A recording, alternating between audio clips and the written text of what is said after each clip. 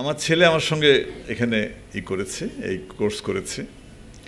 ও একটা সিডি এনে বলল যে এটা মহাজাতকের কোয়ান্টাম মেথডের উপরে সিডি, তা আরেক বন্ধুর কাছ থেকে সংগ্রহ করেছে। এতে কি আছে যে এটা শুনলে কিন্তু তোমার মনে হবে যে তুমি অন্য কোথাও চলে গেছো, তোমার ভেতরে এমনভাবে কাজ করবে যে সামটাইম ইউ উইল ফিল যে তুমি নিজেকে হারিয়ে ফেলেছো এবং তোমার ভালো লাগবে যে বাহ খুব সুন্দর। তো ও বলছে যে 10টা ওয়েবসাইট ঘেটেও একসঙ্গে এত তথ্য জোগাড় করা সম্ভব না। প্রথম দিনের বক্তৃতার এক বেলার বক্তৃতা শুনে বলছে। তার মানে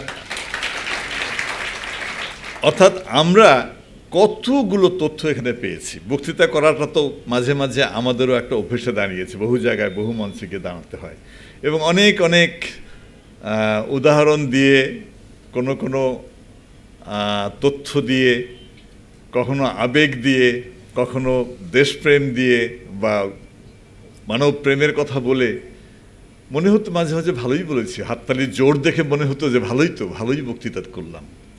কিন্তু আজকের পর থেকে যে আমার যে এখানে আসার পর যে বক্তৃতা করা কত কঠিন হয়ে গেল, কত কঠিন করে দিলেন আপনি, সেটা একমাত্র আমি জানি। আপনি এত রকম উদাহরণ দিয়েছেন, এত রকম রেফারেন্স টেনেছেন এবং একদিকে বিজ্ঞান, অন্যদিকে দর্শন, অন্যদিকে মানবতাবোধ, ধর্ম এবং আত্মশক্তির উত্থান এবং মনোজাগতিক যে সমস্যাগুলো বা তার যে রোগগুলো, এগুলো নিয়ে এমনভাবে আপনি বলেছেন যে বাদ রেখেছেন কি, এরকম প্রশ্ন করতে ইচ্ছা করে যে কোনটা কোনটা বাকি আছে সেগুলো আমাদেরকে আবার ডাকবেন, আমরা আবার আসবো।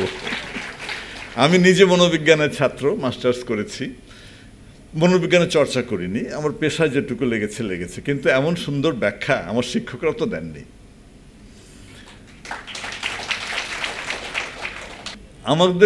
আমাদেরকে সে মনের বাড়ি তৈরি করতে বলা হলো, আমার খুব অসুবিধা হচ্ছিল কোথায় মনের বাড়িটা বানাই।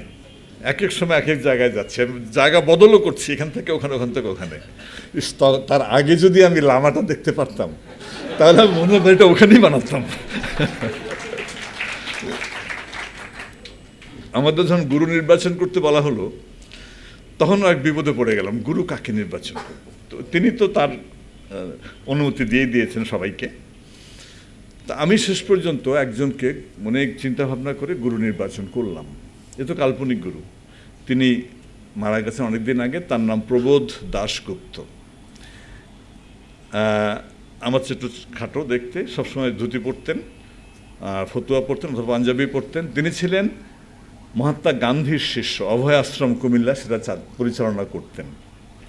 প্রবোধ দাশগুপ্ত চিরকুমার এবং একটা অসাধারণ একটা মানে দ্যুতি ছিল তার মধ্যে। প্রথম দিন লোকটাকে দেখে আমি মুগ্ধ হয়ে গিয়েছিলাম। তার সঙ্গে আমার বড়জোর 5 থেকে 7 দিন দেখা হয়েছে, কিন্তু আমি তাকেই গুরুর আসনে বসালাম, কারণ তিনি আমাকে এমন কিছু দর্শনের দিশা দিয়েছিলেন যেটা সারা জীবন আমি বহন করেছি। এবং আমি মনে করি তিনি আমার প্রকৃত গুরু, যিনি আমার জীবনের দৃষ্টিভঙ্গিটাকে বদলাতে সবচেয়ে গুরুত্বপূর্ণ ভূমিকা রেখেছেন।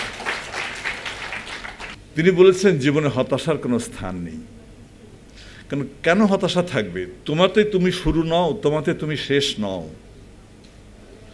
তুমি তো একটা রূপান্তরের অংশ মাত্র। তোমার এই দেহ মাটিতে ছিল, মাটি থেকেই ফসল বা বিভিন্ন খাদ্যের মধ্য দিয়ে তোমার এই দেহ গঠিত হয়েছে। তোমার মৃত্যুর পর আবার এই দেহ মাটিতে ফিরে আসবে। তোমার দেহের তো কোনো বিনাশ নেই, একটা রূপান্তর ঘটবে কেবল। হ্যাঁ, আত্মার প্রশ্ন, সেটা তুমি নিজে মীমাংসা করে নিও, কিভাবে মীমাংসা করবে। কাজেই হতাশার কোনো জায়গা নেই পৃথিবীতে। আমার মনে হচ্ছে তাই তো, মানুষ কেন হতাশ হবে? আমি তো তাই দেখছি, মানুষ কেন হতাশ হবে যেখানে এইরকম একজন মানুষ থাকবে, এইরকমভাবে আমাদেরকে পথের দিশা দেবে, যেখানে এইভাবে আমাদেরকে বাঁচতে শেখাবে, বাঁচার উপায় শেখাবে, আমাদের ভিতরে আত্মশক্তির উদ্বোধন ঘটাবেন। সেখানে মানুষ কেন হতাশ হবে, কেন হতাশায় থাকবে? বরং হতাশার থেকে মুক্তির জন্যই তো মানুষ একটা বড় স্থান পেয়েছে। এখানে বলা হয়েছে যে the science of living. Science তো আমাদেরকে নতুন নতুন জ্ঞানের কাছে নিয়ে যায়, তথ্য নিয়ে আসে। যেখানে আইনস্টাইন বলেছিলেন, যে উদ্ধৃতিটা তিনিও ব্যবহার করেছেন, যে জ্ঞানের চাইতে কল্পনা অধিকতর শক্তিশালী। এই উদ্ধৃতিটা আমিও দিয়েছি অনেক জায়গায়। আমি প্রথম বিশ্বাস করিনি, প্রথম যখন লেখাটা দেখেছিলাম যে এটা কি বাজে কথা, কে বলেছে, জ্ঞানের চাইতে কল্পনা অধিক শক্তিশালী। তখন আবার ফিরে আসলাম যে কেন কথাটা বললো, নিচে দেখি কথাটা আইনস্টাইনের উদ্ধৃতি। তখন ভাবতে শুরু করলাম যে কেন এটা কেন বললেন তিনি। যখন আইনস্টাইনের জীবন সম্পর্কে সামান্য একটু ভাবলাম তখন তাই তো, এই কথা তো তারই বলা সাজে, যিনি থিওরি অফ রিলেটিভিটি দিতে পারেন, যিনি শক্তির কথা বলতে পারেন, যিনি আলোর গতি নিরূপণ করতে পারেন, যে আলোর গতির কথা বলতে পারেন এবং বস্তুকে এনার্জিতে রূপান্তরিত করে ফেলার যে প্রচণ্ড শক্তির মধ্যে যেটা তৈরি হতে পারে, এটা তো তারই সাজে। তো কল্পনার থেকে না তৈরি করতে পারলে এই জ্ঞান তো আর জ্ঞানের থেকে এটা যাওয়া যায় না, কল্পনার থেকে আগে দেখতে হয়, তারপর জ্ঞান সেখানে পৌঁছায়। তো আজকে যেটাকে আপনি এখানে সায়েন্স অফ লিভিং বলছেন, আমার কাছে মনে হয়েছে this is we start from science of living and we reach to the art of living. আমরা বিজ্ঞান থেকে এখানে বিজ্ঞানের মধ্যে বৈজ্ঞানিকভাবে আমরা শিখে যাচ্ছি এবং আমাদের জীবনটাকে আমরা সুষমামণ্ডিত করব, সুন্দরতর করে তুলব, আমাদের জীবনটাকে আমরা শিল্পায়িত করে তুলব এই শিক্ষা থেকে নিয়ে সেইখানে গিয়ে।